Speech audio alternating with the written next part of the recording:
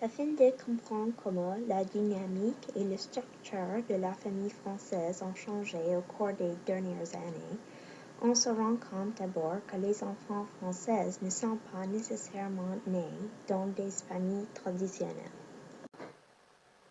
En effet, l'Union nationale des associations familiales a publié récemment un sondage qui dit que, de 13 millions d'enfants français, 75% vivent avec une famille traditionnelle, 19% en foyer monoparental et 6% avec une famille recomposée.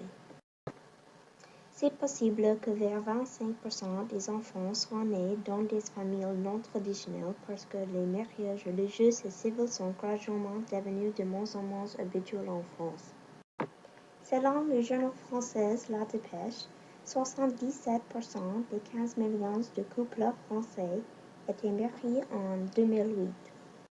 Et puis, seulement 73% des 15 millions en 2011. Le nombre de mariages en France diminue à la même vitesse que le nombre de personnes qui soutiennent le pacte civil de solidarité augmenté. D'ailleurs, le pacte est particulièrement attractif pour les conjoints homosexuels, bien que le mariage traditionnel homosexuel ait été légalisé en France en 2013. Un autre changement de la dynamique de la famille française, c'est que les femmes d'aujourd'hui choisissent d'avoir leurs enfants quand elles sont plus âgées que dans les années passées.